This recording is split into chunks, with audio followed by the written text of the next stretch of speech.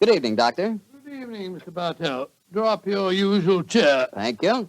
That's it. Well, did you enjoy the Christmas holidays? Well, I've had a whale of a time, thank you, but I don't think I can face a turkey or a mince pie for at least another year. How about you, Doctor? Oh, I had a very pleasant week, too, my boy. Parties, visitors, and a flattering number of Christmas messages to be answered. Oh, say, you got a new pipe. Is that a Christmas present? Yes, new pipe, new tobacco pouch, and a pound of my favorite tobacco. All of them sent to me from London by an old client and a friend of mine, Sir Ian Dunbar. An old client, huh? Well, do you mean he was one of your patients, or was he someone that you and the great Sherlock Holmes helped? The latter, Mr. Bartell. As a matter of fact, it was receiving this gift that reminded me of the story I've decided to tell you tonight. A story in which Sir Ian Dunbar played a prominent part. And how did it begin? The day before New Year's Eve in 1899, Sherlock Holmes and I sat in opposite corners of a first-class railway carriage as we sped towards Edinburgh in the Flying Scotsman. What took you and Sherlock Holmes up there, Doctor? It started off as a holiday visit, Mr. Bartell. My old friend Sir Walter Dunbar had asked Holmes and me to spend a few days with him at Dunbar Castle, about 20 miles outside Edinburgh. After we left King's Cross Station, Holmes, his sharp, eager face framed in his deerstalking cap, dipped into the bundle of fresh papers which he'd brought with him. We left Bedford far behind us before he thrust the last one of them under the seat, leaned across, and offered me his cigar.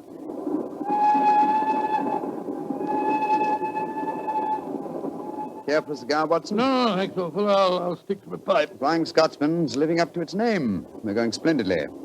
Our present rate is 53.5 miles an hour. Oh, I haven't noticed the quarter-mile post. Nor have I, but the telegraph posts on this line are 60 yards apart. With the aid of a watch, the calculation is a simple one. Watson, my dear fellow, we have several hours ahead of us. Tell me more about Sir Walter Dunbar. I have a feeling that he is in some kind of trouble, but you haven't wanted to talk about it. Well, it's not exactly trouble, Holmes, but there's a strange problem that confronts the Dunbars. A problem that'll be settled at midnight tomorrow. Oh, indeed. Night of New Year's Eve, eh? Yes, exactly. But to really appreciate the story, I have to begin by telling you of the death of old Sir Thomas Dunbar. The father of the present baronet, I suppose. Yes, he was severely wounded at Waterloo, though he managed to last out long enough to get back to Dunbar Castle. The story goes that as he lay there on his deathbed, he told his wife of his plans for their unborn child. Dinna grieve, lass.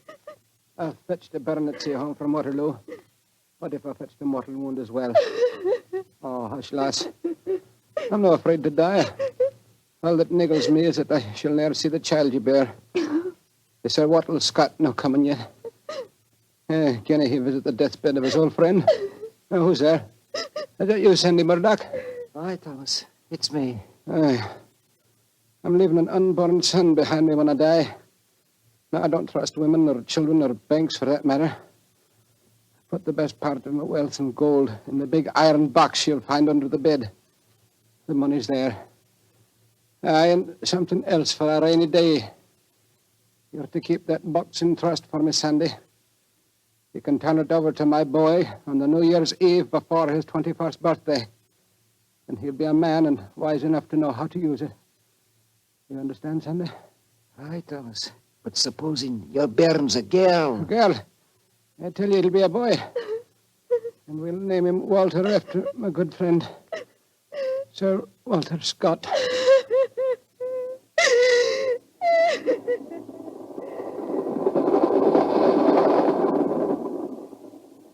Very interesting story, Watson. And that child, of course, is the gentleman we are going to see now, Sir Walter Dunbar. Exactly. And the first baronet was a friend of Sir Walter Scott, while his son can boast of your acquaintance. Why, it's a family singularly rich in literary friendships. That's not very funny, Holmes. To continue, I suppose you can guess what happened. Sir Thomas carefully drew up a document to specify the New Year's Eve before the baronet's 21st birthday. And the poor child was born on February the 29th. It was a leap year. Oh, so poor Sir Walter is still waiting for his iron box full of gold. Yes, he'll be 84 next year, and yet legally, with only one birthday every 4 years in the eyes of the law, he'll at last be 21. A most amusing situation, though I'm afraid Sir Walter finds it far from entertaining. The lawyers must have been extremely scrupulous in abiding by the letter of the document. Yes, old Sandy Murdoch is dead now, of course. But he, too, is a great-grandson, William Murdoch, who still handles the Dunbar estate. He'll be at the castle tonight to formally hand over the iron box. I'm delighted you accepted the holiday invitation of Sir Walter. My dear fellow, I've needed a rest, but I've always loathed too strict a one. This situation may pose a nice little problem for me. Problem? Yes, I'm reasonably certain that the aged Sir Walter Dunbar will not get his iron box full of gold on this New Year's Eve either. But we shall see, old fellow. We shall see.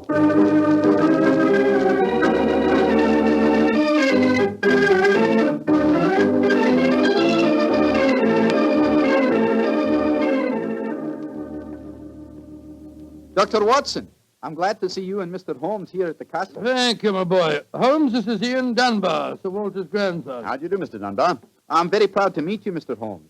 I've heard a lot about you. Grandfather will be down in a few moments. Let's go into the library, shall we? Well, I imagine Sir Walter's quite excited about tonight's ceremony, isn't he? Wouldn't you be, if you'd waited 63 years too long for an inheritance? Indeed, I should. Thank the Lord I had the foresight to be born on the prosaic date of August the 21st. In the event of your grandfather's death, you will be the next baronet, I take it. Yes, Mr. Holmes. You see, my father was killed 2 months ago at Mafeking. Yes, I read about it in the papers, my boy. I'm very sorry. Thank you, Doctor. The opening of the box isn't going to be the only ceremony at midnight. Dorothy and I are announcing our engagement. Dorothy? Dorothy Small. She and her father are staying here, too. My congratulations. Yes, indeed, Ian, indeed. Mine, too. Thank you. It's been quite a battle with her father, though. He's a businessman and isn't impressed with titles when they aren't accompanied by a suitable income. But when we told him about the inheritance, he relented and gave his consent. Here's Dorothy now. Dorothy, darling, I want you to meet 2 friends of mine, Mr. Sherlock Holmes and Dr. Watson. How do you do? Now, how do you do, Miss Small? How are you, my dear? From what this young man's been telling us, I gather that congratulations are in order. Thank you. I finally persuaded Father that Ian would make a worthy son-in-law. For a while, I was afraid we'd have to elope to Gretna Green, live in a cottage on bread and cheese and love, and brave the parental wrath, just as they do in the storybooks. Oh, Sir Walter, there you are. Watson, my dear boy. How are you? And this must be your friend Sherlock Holmes. How do you do, Sir Walter? Very well for a young nipper who'll be 21 at midnight. Gentlemen, may I introduce Mr. Herbert Small? How do you do? How do you do, sir? I believe that we have to congratulate you on the engagement of your daughter. That was supposed to remain a secret until midnight. The Dunbar box was finally opened. Dinna be grouchy, Herbert. The children are in love, and I'm going to settle money on Ian, and it's New Year's Eve. Let's enter into the spirit of the occasion. Bring out the glasses, Ian. I've had some bottles of my special pride put out. It's the finest port in Scotland, the cream of Dunbar. Aye, my father laid the first bottle down the year before I was born. And a drink of the brew will surely warm the cockles of your heart. Well, my mouth's watering already, Sir Walter. When is this lawyer fellow, young Murdoch, getting here? Oh, any moment, Herbert. As soon as he arrives, we'll have dinner, and then we'll be ready for the evening ceremonies. He's bringing the famous iron box with him, Sir Walter? If he doesn't, they won't get any dinner, Holmes. Ian, pass the glasses around, my boy. There you are, Murdoch. Good evening, Sir Walter. Oh, you've got the box with you, I see. Now the party's complete. Oh, let me introduce you. Miss Small, her father, Mr. Small, my grandson, Ian, you know. Mr. Sherlock Holmes, Dr. Watson. How do you do, sir? I'm sorry I'm late, Sir Walter. My train was delayed. Oh, that's all right, Murdoch. You're here, and you brought the box. That's all that matters. Ian, give our young lawyer a drink. Here, I'll help you pour it. I must say that this is rather exciting, Holmes, the famous iron box with its inheritance of gold. Yes, and from the size of the box, at a rough guess, I should estimate its cubic content in gold at around 5,000 pounds. Not a vast sum, perhaps, to a businessman like Mr. Small, but a windfall to an impecunious Scottish baronet. Yes, I suppose it is. A strong young man, Mr. Murdoch. How do you mean strong, Holmes? A box that size, full of golden sovereigns, would weigh a considerable amount, and yet the lawyer carried it single-handed. Now that we're all assembled, I'm going to propose a toast. Though it's still some hours off yet, let's drink to the new year. It means a lot to some of us. To 1900. 1900. We should toast more than just 1900, Sir Walter. We should drink to the new century that's about to begin. Good idea, Dorothy. Oh, I'm afraid that wouldn't be quite appropriate, Miss Small. To be accurate, the 20th century won't begin until January the 1st, 1901, and not 1900. Of course. That's it. Dorothy, I'm afraid your wedding can't take place for some time yet. Father, what are you talking about? I read an article in The Guardian the other day that said just the same thing as you, Dr. Watson. And what's more, it said something even more important. It said that 1900 is not a leap year. Oh, rubbish.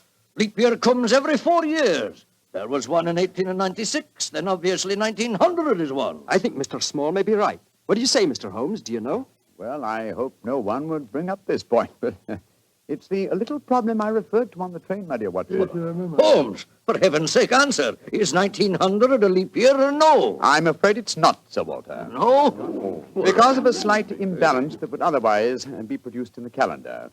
Of the even century years, only those divisible by 400 are leap years. In other words, 1600 was a leap year, the year 2000 will be a leap year, but 1800 and 1900 are not leap years. Then you have no birthday next year, Sir Walter, and I'm afraid I can't open the box tonight.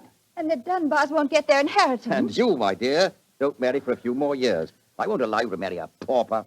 Mr. Holmes, are you sure of your facts? I'm very much afraid that I am, young man. Oh, this is terrible. I cannot stand any more. No, don't take it too bad, Mr. Walter. Here, drink this. There.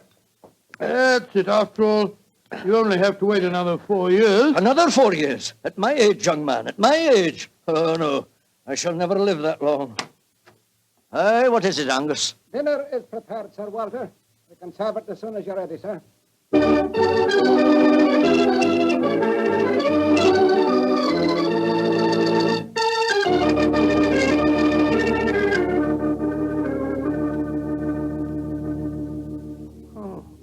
What a miserable meal, Holmes.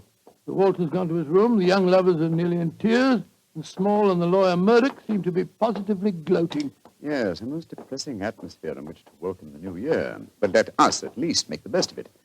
I think I'll go and have a talk with Sir Walter. And you, my dear chap, why not try and cheer up the young folks? Some of your experiences in India may make them take their minds off their trouble. Yes, quite an idea. I'll join you in the library. Call me if you want me, Holmes. Ah, there you are, my dears. Hello, Dr. Watson. All alone in front of the fire, eh? I'm afraid we're not in very good spirits, sir. Oh, nevertheless, I'll sit down here and join you, if you don't mind. Misery loves company, you know. You're very kind, Doctor. Oh, not at all. I was just trying to persuade Ian to elope with me. But he's being most ungallant. He won't even consider it. How can I, darling? I've got under 200 pounds a year in my own right. How could we live on that? I was counting on the money the grandfather was going to give us to get me started. Now, Miss Small, a little earlier you talked of Gretna Green and bread and cheese and love in a cottage. Yes, there's a lot to be said for it, you know. Well, to be said for it, yes, Doctor. But have you ever tried it? Not literally, my boy, but I may tell you that when Mary, my wife, and I were first married, I had very little money. In fact, my income was just about the sum that you mentioned. And we were very happy. Ah, but you have a profession, Doctor. Look at me. I've been trained for nothing except to be Laird of Dunbar Castle. I can't support a wife on tradition. But you're young, Ian. You can get some kind of position. I'm sure you Yes, can. of course. As a matter of fact, I think that... Holmes, what is it? What's wrong? There's devil's work afoot, Watson. Come with me, old fellow. And you, Mr. Dunbar. Mr. Holmes, what's happened? It's Sir Walter. I went to his room. It was in darkness, but in the moonlight I saw two figures struggling by the open casement. One of them was Sir Walter. As I entered, he disappeared from sight. His attacker had pushed him out of the window into the moat. How dreadful. The other man got away in the darkness. We must get lanterns and go out to the moat at once. Though I'm very much afraid, Mr. Dunbar, that your grandfather is beyond our help.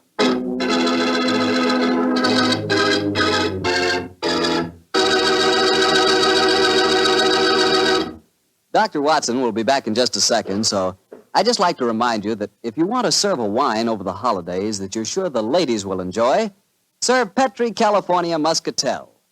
Petri Muscatel is a golden wine with a wonderful flavor. The flavor of big, plump Muscat grapes. And you know what a flavor that is. I'm sure you'll find that Petri Muscatel is the favorite wine of all women, just as Petri Port is the favorite wine with men. And incidentally, if you're not sure which to get, Petri Muscatel or Petri Port, don't buy one, buy two. Get them both, and you'll be sure to please everyone. Now, to get back to our story, someone had pushed poor old Sir Walter out of his bedroom window and into the moat below. Isn't that right, Dr. Watson? Yes, Mr. Bartell. Of course, we grabbed lanterns as fast as we could and rushed outside, but it was a hopeless task. The water was 8 or 10 feet deep, and it seemed obvious that the elderly Sir Walter wouldn't have a chance of saving himself. But we searched on, the flicker of bobbing lanterns and the scurrying figures in the frosty moonlight, forming a weird, fantastic.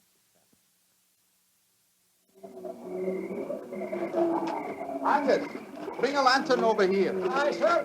Can you see anything, Holmes? Nothing. I don't see why your friend doesn't call the police, Dr. Watson. He's accomplishing We nothing. thought there might be a chance of finding the old man alive, Mr. Small. He wants to avoid a scandal, if possible, for your sake, sir, as well as the The Dunbars. scandal can't touch me or Dorothy over this.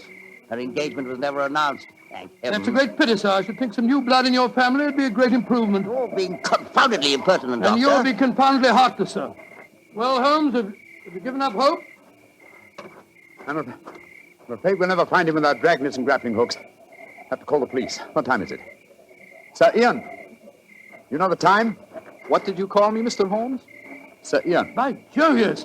It does seem a bit premature, Holmes, but of course you're right. If your poor grandfather's dead, Mr. Dunbar, you're the baronet now. And the time, Sir Ian? It's 11:45, Mr. Holmes. A quarter of an hour to the new year. Sir Ian, doesn't that fact suggest something to you? Yes, it does. So I'm the new baronet, am I? Very well, then. There'll be no more talk of the police for 15 minutes. I want all of you to come back to the castle with me.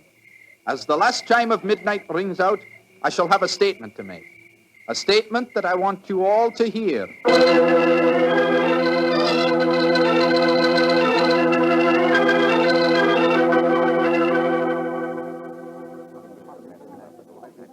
Oh, what you brought us all back here for, Holmes? There's something very funny going on. I tell you, I don't like the look of it. And I, Watson, like the look of it very much. I wish you wouldn't be so dashed mysterious. What are you up to? You haven't taken a step yet towards finding the murderer? Haven't I? And I wonder what causes the beads of perspiration on Mr. Small's brow. Small? You mean that Yes, Small? and I wonder what causes the singular look of apprehension on the face of Murdoch, the young lawyer. You remember, of course, on my remarking how easily he carried the large iron box. Great Scott, yes. And it took a strong man to throw Sir Walter out of the window. Watson, Huh? the new year is approaching. Ladies and gentlemen, in view of our recent tragedy, this is one New Year's Eve when none of us feels like song and jollity.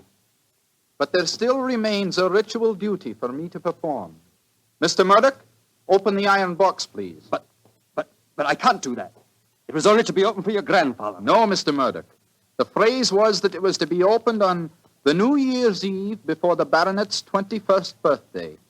I am now the baronet, and I shall be 21 next year on August 21st. Open the box, please, Mr. Murdoch. Ian, darling, how frightfully clever of Good you. lad, I hoped you'd think of it. Sir Ian. Murdoch, open that box. Very well, Sir Ian. But I'm afraid you're in for something of a shock.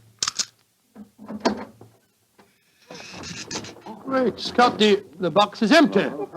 Except for a sheet of notepaper in the bottom. What's the meaning of this, Murdoch? Read that paper, Sir Ian, and you'll understand.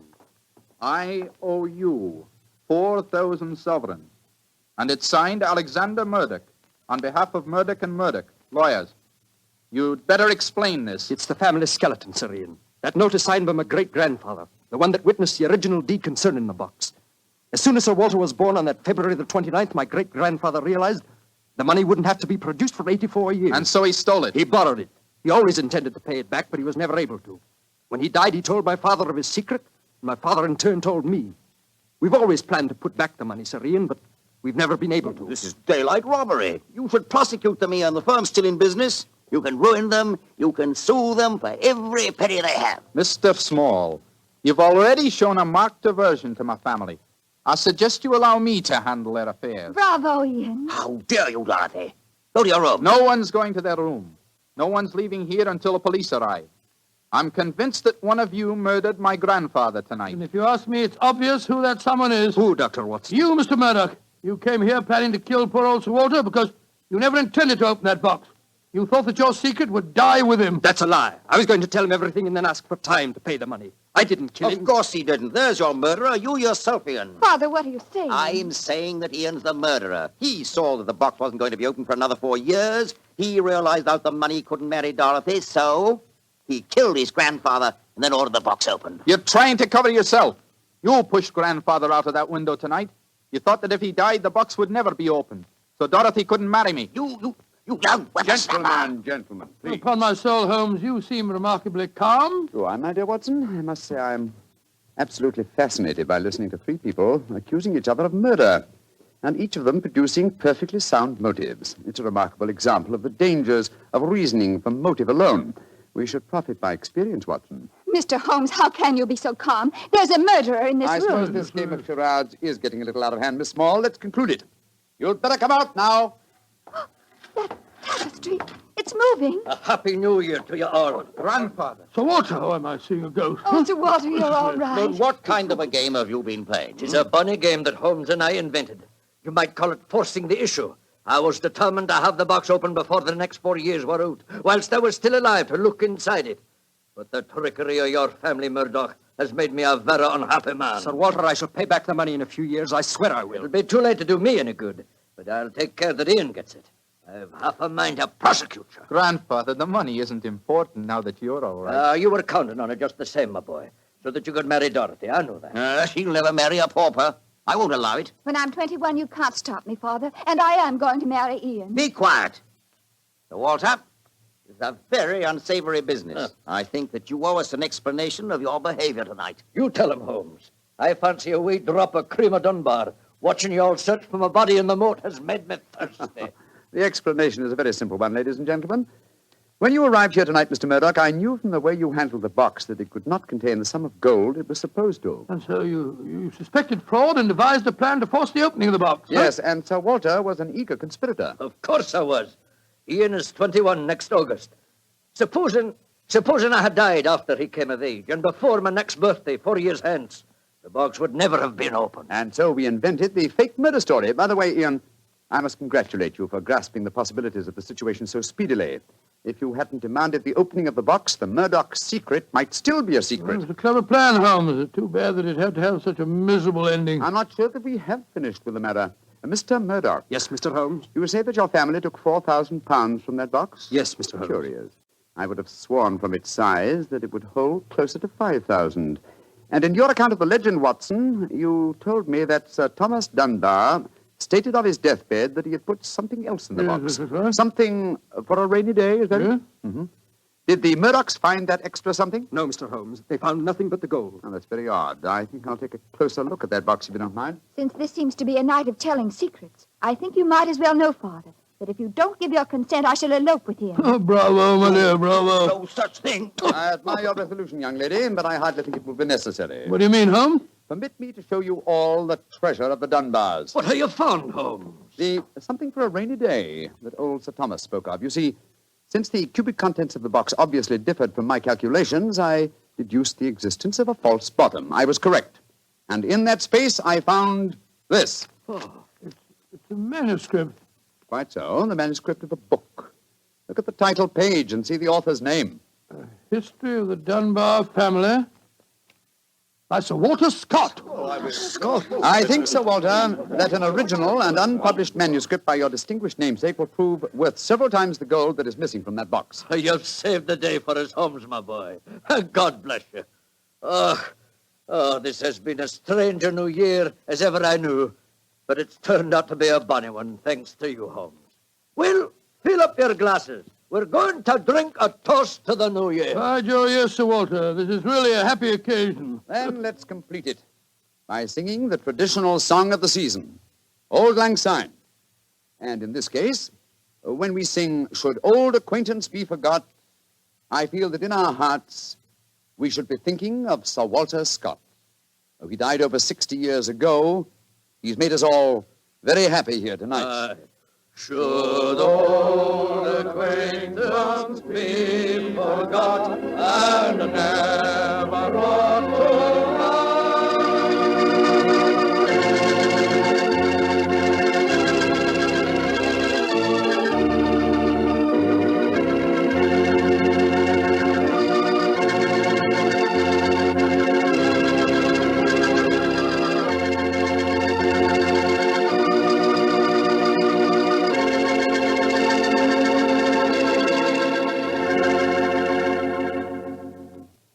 Doctor. That turned out to be a very happy new year for all concerned. Yes, that's one new year that I'll never forget. Well, I sure hope you'll always remember this one, too. Oh, just a second, my boy. That calls for a glass of port. Fine. Well, to a happy new year, my boy, for you and for our many friends listening in. And to you, Doctor. Oh, thanks, boy. Ah, that's good. Doctor, this has indeed been a pleasant association for me. Oh, I'm glad to hear. You're the best storyteller I've ever known, and the Petrie family makes the best wine I've ever tasted. I hope that just as they've been making wine for generations in the past, the Petrie family will continue to make fine wine in the future. And Mr. Bartell, I know that you'll always be here to tell us just how good that Petrie wine is. Well, I hope so, Doctor. And I hope you'll always be right here beside me to tell another swell story about I Mr. hope Holmes. so too, my boy. Oh, and incidentally, Doctor, what new adventure are you planning to tell us next week? Next week, Mr. Bartell, I'm going to tell you a weird story. It starts with a series of murders on Hampstead Heath and ends with a battle to the death in a burning waxworks. I call it the strange case of the murderer in wax. Tonight's Sherlock Holmes adventure was written by Dennis Green and Anthony Boucher and was suggested by an incident in the Sir Arthur Conan Doyle story, The Silver Blaze. Music is by Dean Fossler. Mr. Rathbone appears through the courtesy of Metro-Goldwyn-Mayer, and Mr. Bruce through the courtesy of Universal Pictures, where they are now starring in the Sherlock Holmes series.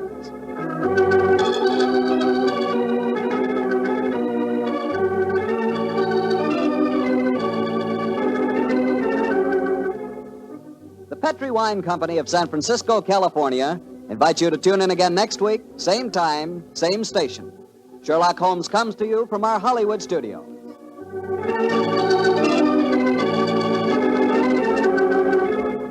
This is Harry Bartell saying goodnight for the Petrie family. For a solid hour of exciting mystery dramas, listen every Monday on most of these same stations at 8 o'clock to Michael Shayne, followed immediately by Sherlock Holmes. This is the Mutual Broadcasting System. I would like to thank Phyllis White for taking the time to tell us about her husband, Anthony Boucher, and also about Dennis Green, and those wonderful times, not so long ago, when Holmes and Watson were played by Rathbone and Bruce. The 2 episodes you have just heard are part of the new Adventures of Sherlock Holmes, starring Basil Rathbone and Nigel Bruce, and are a 1988 copyrighted production of 221A Baker Street Associates. The Sherlock Holmes stories and the characters of Sherlock Holmes and Dr. John H. Watson were created by Sir Arthur Conan Doyle and are used with the kind permission of Dame Jean Conan Doyle. This is Ben Wright.